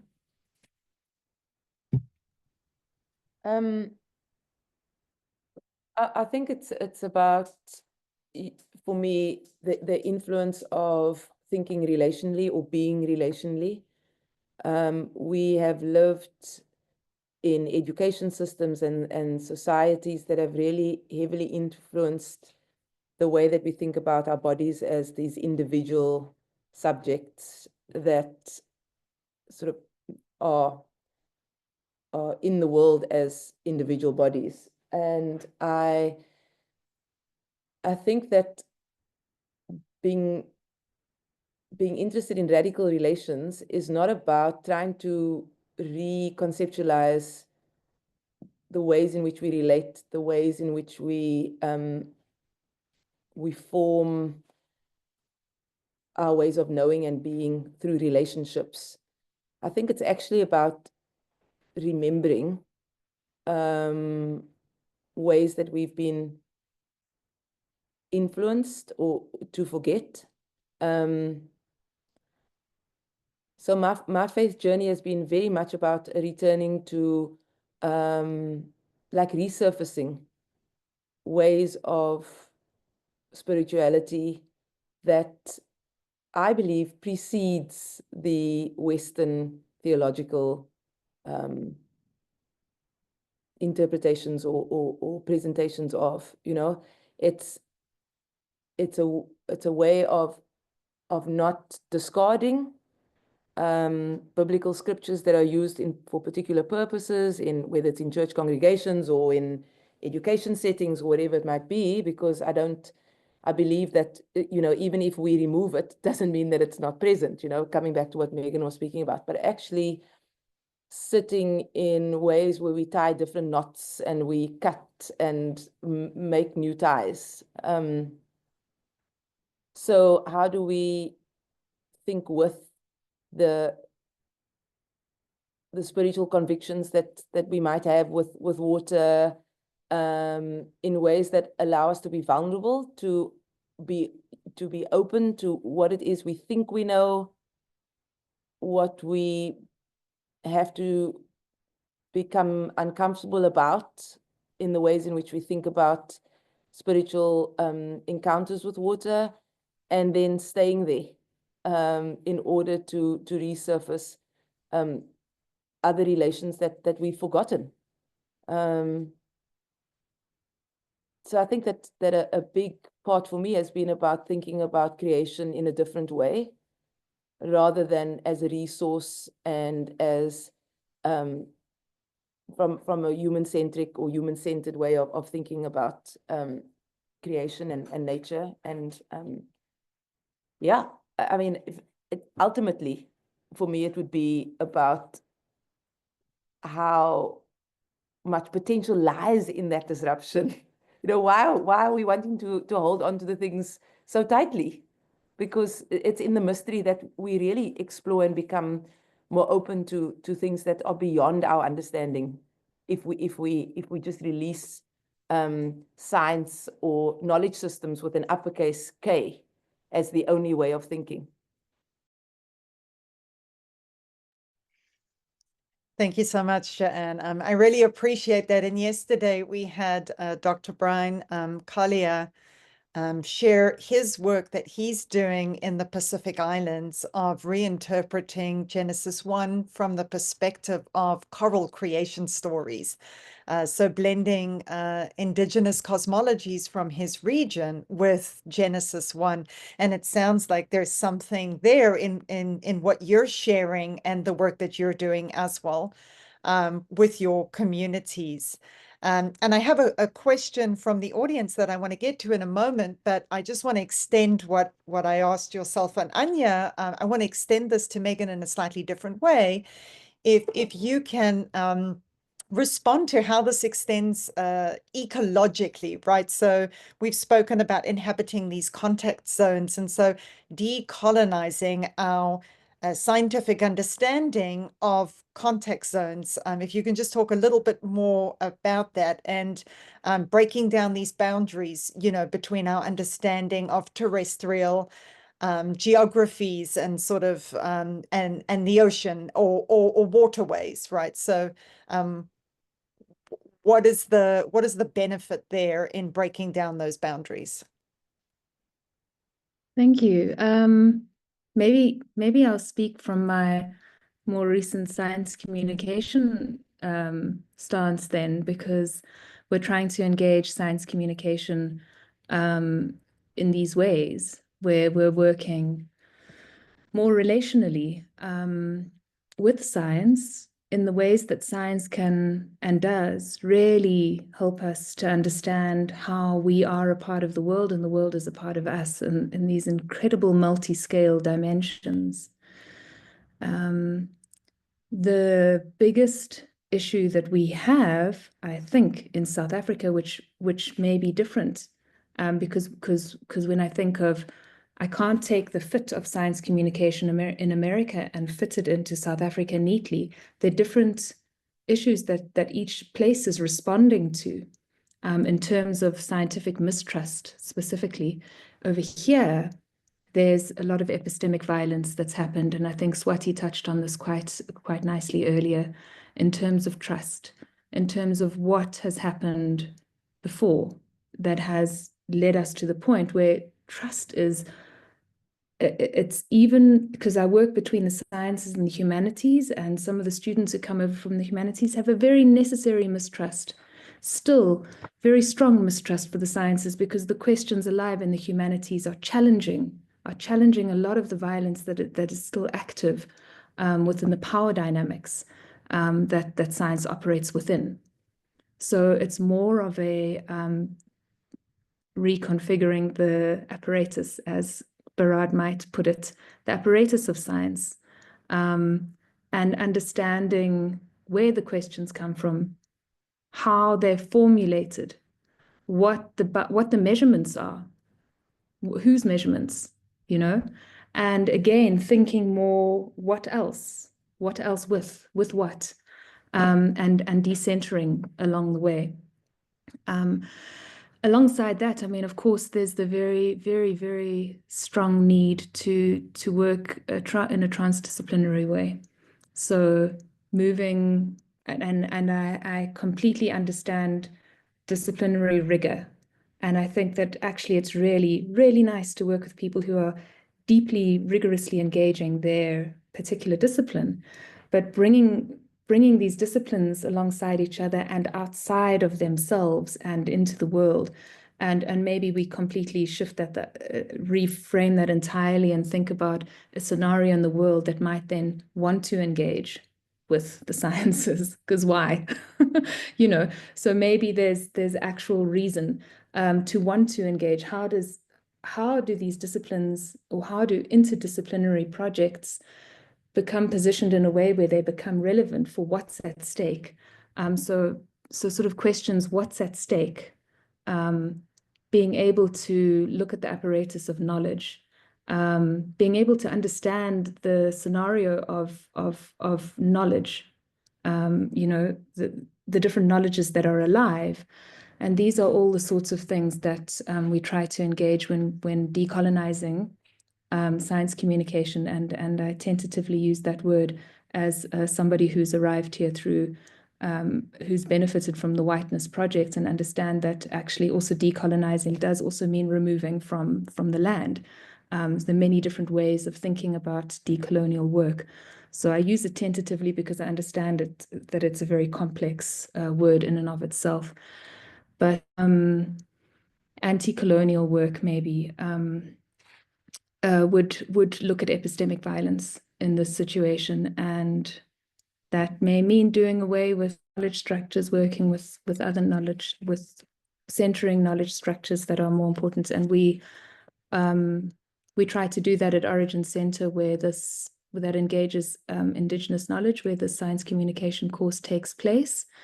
And it's an ongoing project trying to figure out kind of what that looks like. And for me, it means radically opening up the question of what that looks like, radically opening that up and having it shaped by many, and not having it kind of fixed.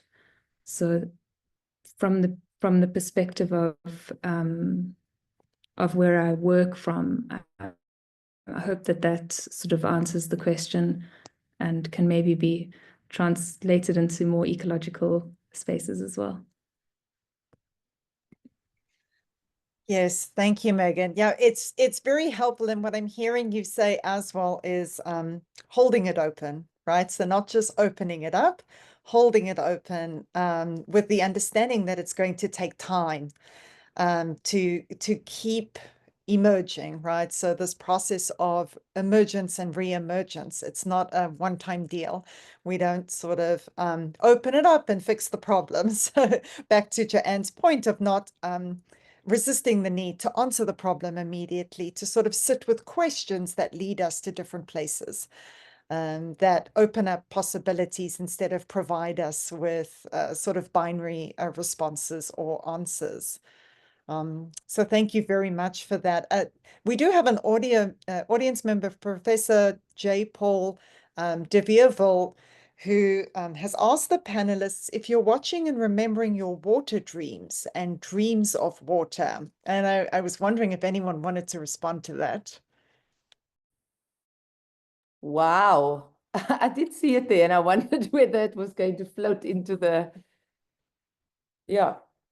into the chat. I think it allows me the opportunity to say that my returning to water is a way of really embodying that those verses that I spoke about, where it is with fear and with mystery, it is with delight and expense that I can be with water. So it's so important to understand that there's a politics of being with water that pushes spiritual convictions to become more than what we read in text or hear in listening to scriptural verses or whatever religious influences we are part of. It's I think being with water, whether it's in the dreaming space with water or even you know, where would we say that we're dreaming with water? I think it's with more than it's in, because the thoughts that we think when we are with water is not only when we are sleeping. The dreamings that we have with water is while we are actually wide awake. I feel, and it's in those places where we are so fraught with the complexity of different sensibilities, the expanse of listening with our skins, thinking with our thoughts in watery ways, you know, not only with being able to have our feet solidly on the ground as we tend to do as human beings. I think could I add on to that as well? I find this question very alluring because my immediately went to, when I dream of water, I understand it to be my subconscious, and then I'm thinking, oh no, Jung told me that. Is it true? Could be. But actually, the dreaming, you know, the dream state, dreaminess, not always in sleep, right? As you say, Joanne. And now speaking from my more artistic practice and taking us back to the whole underneath in the watershed, a large part of that, and the reason why I started to think Johannesburg oceanically in the first place was because I was yearning for unexplained memories that were completely alive through the encounters of being adrift on the ocean for so long, traveling up the Agulhas Current from Cape Town to Mayotte on a little yacht, through the tropical cyclones and the eddies and all of that, and just the activities and being weathered into. And I on land, I couldn't word it. I didn't know how to speak about that. So I had this time in the basement. It was during lockdown where there was no audience expected. So I set up, and I think I'll do this forever, I set up the exhibition as an inquiry, and I occupied the space to make sense of it and write through it and be with it. And during that time, being in the watery presences, that dreamy space, that external space of the water, I found myself adrift again. I found myself in the ocean again. I found that the place that I needed to return to, and I could make sense of it from land, and this time slightly differently. And so spending a long time actually tracking my watery dreams, or my dreams of water rather. In this case for me, it felt like dreaming in water, in that it made sense the way that I reached the different watery encounters that I've had and spaces that water has pulled inside my being was by realizing how much I'm made of water and how water moves through me and through these spaces, biologically, but also then feeling that in a less biological sense and more kind of in maybe a spiritual sense and in a more felt sense, affective sense. So tracking water and giving time for those kinds of watery dreams, I think can lead to so many incredible things for different people, I imagine. Is there time for me to respond as well, just quickly? Yes, thank you, Anya.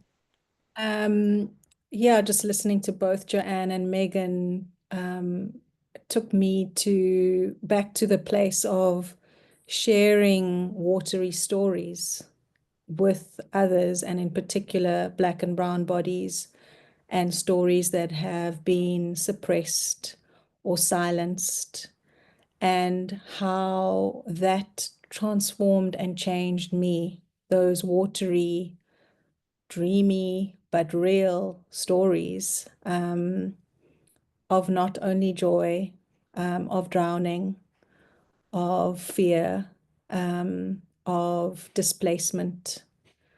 And so being able to sit with those stories, to hear them, to stitch into them with discarded items, beach plastic, leftovers from sofas and other upholstery items, and to have them all stitched together into the Mother Hydro rug is what prompted me after listening to what Joanne and Megan shared around dreams and water and stories. Thank you so much.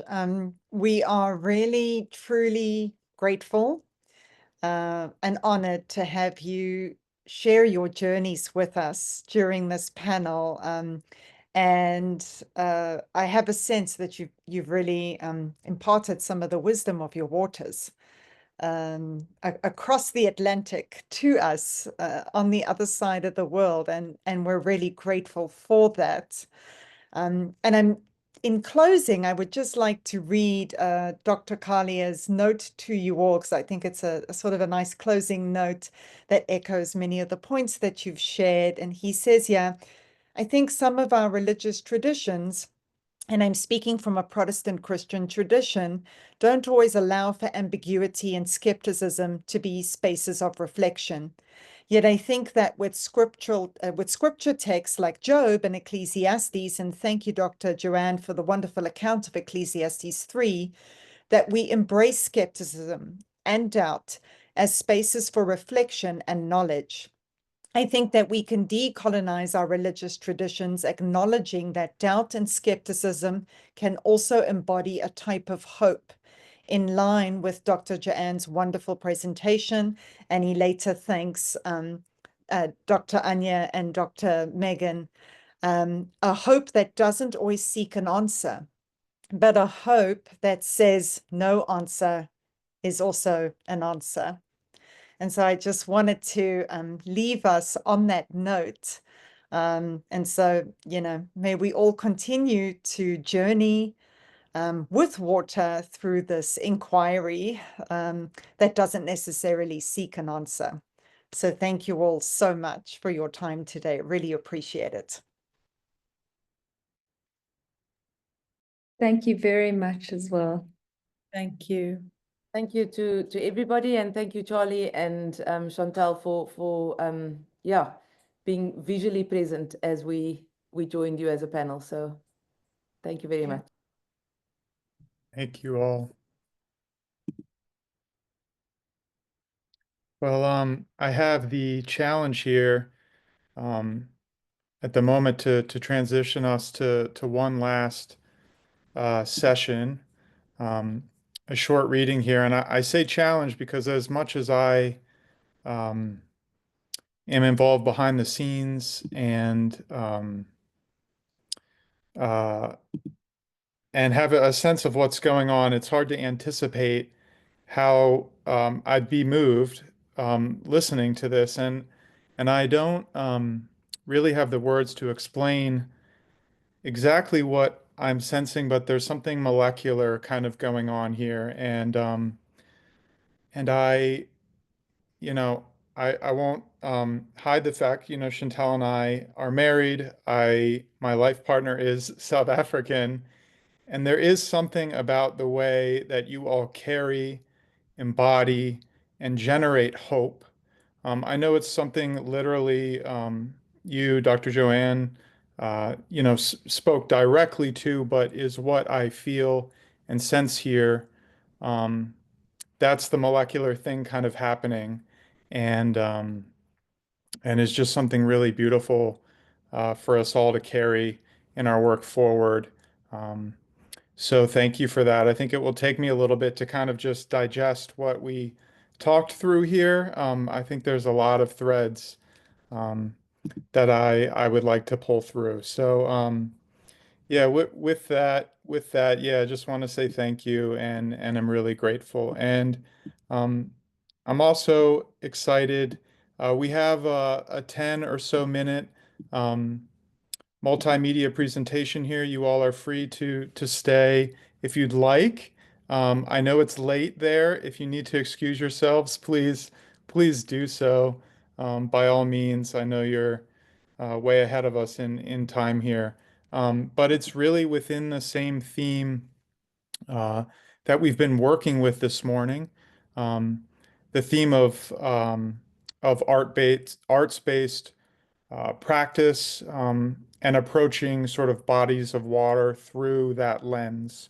Um, so I'm really excited to feature one of CIIS's very own, that being Sarah Hetty, who has stepped into the picture here, a writer whose work pulses with the textures of place, of memory, and of motion. Her multimedia presentation here that we're going to listen to, The Hudson Lines, draws from her third and most recent poetry collection of the same name. For 6 years, each time that Sarah returned to her home in New York's Hudson Valley from San Francisco, she committed to writing by hand for the entirety of her near 2 hour journey along the Hudson River. Um, these train rides really became a ritual of attention, of reflection, and creative discipline. The result is the Hudson Lines, a sustained meditation on landscape, transit, and the river itself, a body of water steeped in myth, history, industry, and ecological complexity. In this work, the Hudson is really not just a backdrop, it's a collaborator, a co-conspirator in poetic practice. That's something really we've been witness to this morning through our session. So to give you a fuller sense of Sarah's work and voice, she's the author of two previous full-length poetry collections, that being Comfort, which was a finalist for the National Poetry Series, and Niagara Transnational, which was winner of the Michael Rubin Book Award. She's also the librettist of Halcyon, I hope I'm saying that okay, a documentary opera that tells the story of the death and life of a women's college. Sarah's writing has appeared in Fence, Jewish Currents, Contraviento, Ghost Proposal, Omniverse, and she's been awarded residencies at the Corporation of Yaddo, In Cahoots, Bethany Arts Community, and Art Farm. You can explore some more of her work at sarahhetty.com, where you can find links to her books and current projects for purchase. So with that, Sarah, I'd love to welcome you into the session here. And we're really grateful to have you here and to close our morning panel, really drawing from and continuing this thread of arts-based approaches to bodies of water. So welcome, Sarah. Thank you so much, Charlie and Chantal and all the panelists. That was really a a gorgeous and very resonant session that just happened. I loved hearing the terms eco-poetics and especially hydropoetics, which I can't believe I'd never encountered that before, but thank you, Dr. Pierce. And yes, this is indeed an eco-poetics engaged process. And Charlie, you can start the video whenever it is available. So, and if you could maximize the, yeah, is it? Okay. So what I'm going to share today is an excerpt from a book-length poem called The Hudson Lines. And before I start in earnest, I want to acknowledge that my journeys along the lower reaches of the Hudson River took place on the unceded ancestral homelands of the Munsee Lenape people, whose name for this river is Mahicantuck, meaning the waters that are never still, or great waters in constant motion. More loosely, this has been rendered as the river that flows both ways. All of these descriptions refer to the fact that the Hudson is actually a tidal estuary. The tides push salt water upriver from the mouth, even as fresh headwaters rush down from Lake Tier of the Clouds, 315 miles north of New York City in the Adirondack Mountains. So I'm going to read the prologue to the book and then a selection of poems, and we'll end. Not so long ago, at the end of a march, nonetheless very far away from now, I found myself once again a passenger on a train I'd ridden dozens of times, the Hudson Line of the Metro North Railroad. I traveled along the Hudson River's eastern flank from the end of the line at Poughkeepsie, New York, south to Manhattan's Grand Central Terminal and back again, 4 times over the course of a week. I saw the crust of ice edging the riverbanks at Poughkeepsie thin to nothing by the time the train passed into the Bronx. In the reverse direction, northbound, the ice grew back. I wrote nonstop in a notebook during each ride, which, depending on the train's express or local status, ranged between 93 and 124 minutes. A film-like time span in which to observe my former homelands from behind plexiglass. I hadn't lived in New York for a decade, but my most recent move, all the way to California, felt different. It felt final.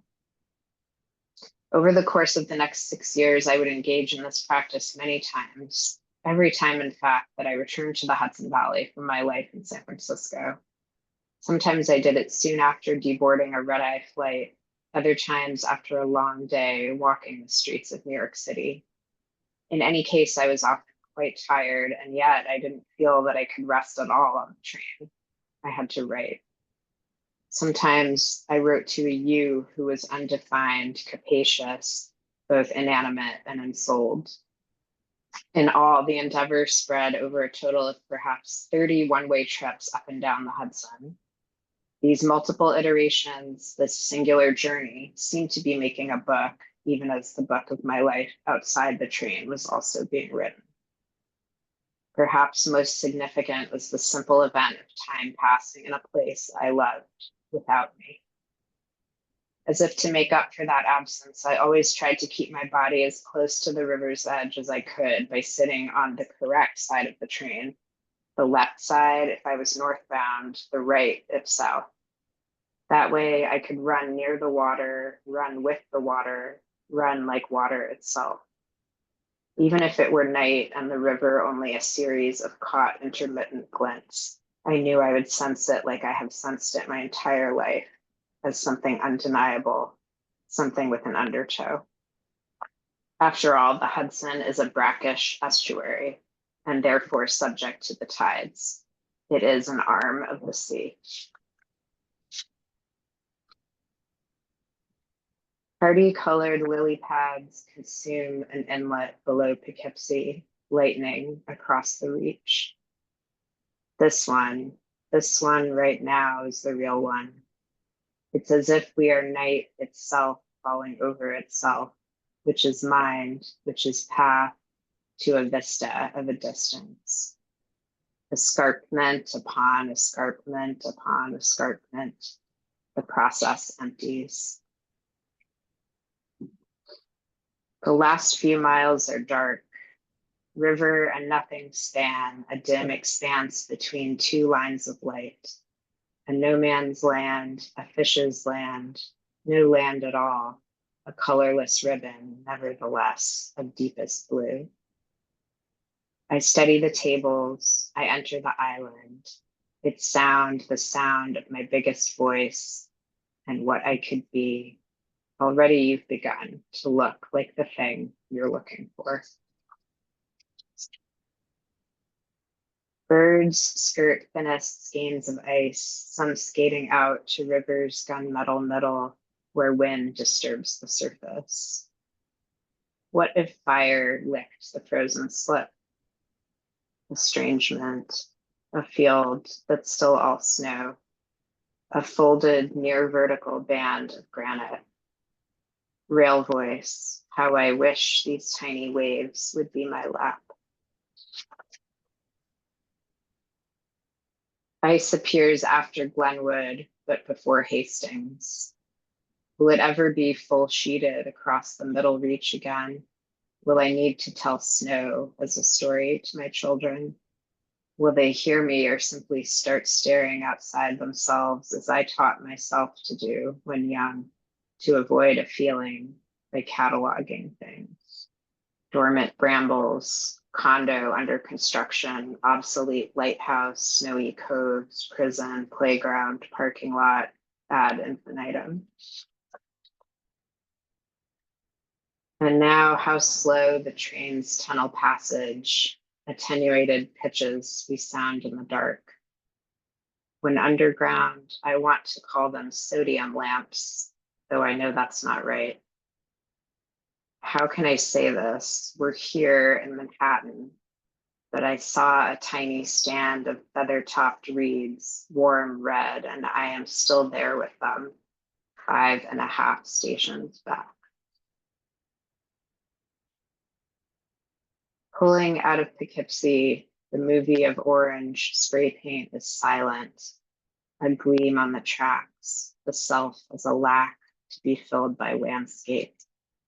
Scale removes the eye, or sometimes allows it to root in the discarded communion called home. I come back naked to something known.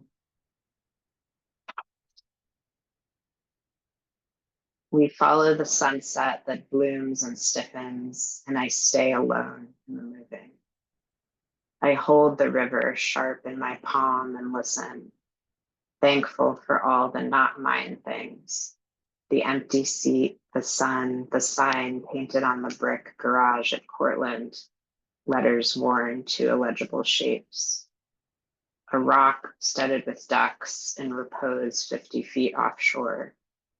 A bald eagle soaring astride our train for a moment, then a moment later, her unmistakable nest, the wrinkled surface of water, to which I yield it all. Narrows upon narrows, rocks like mammals in the shallows, mountains trailing off into islands. A flat stretch, a wetland, a sprig of brown birds spurring each other onward inches above the water, realmed with themselves, with spring, with the pink that precedes them in leaving horizon. My eyes merging with windows, with shed, with the chapel at Cold Spring, with waves, with West Point and its culture of war. So I start to engage on the level of water and island, allowing a generous language of outlet and access, of closure and sometimes redoubt. But since I don't sleep here anymore, I can't hone my gaze on the blade of these distances, blade of these keenest of blues, and orange buoys, buds, tangled tree lines, octagonal houses, curved roads, velvet water, granite birds. But there are no words, not really. for any of this. I am old enough, stripped of enough already, cut through with this trip and all others. It all comes together, even as it continually comes apart. I'm almost here. I've already been here. The river is a circle. It asks me to forget I have a face, since the concept of place contains utterly everything. And the seam between land and water is this truth. We cannot be unheld by the humid grace that hangs around everything. This mirror, this egret, this turning to you, these vines clipped violently from the fence and fallen onto the frosted railbed. Where did I go that I thought I was no longer recognized here, where I am so deep? I describe the journey to the journey. I tell a thing with no ears about itself. Thank you so much.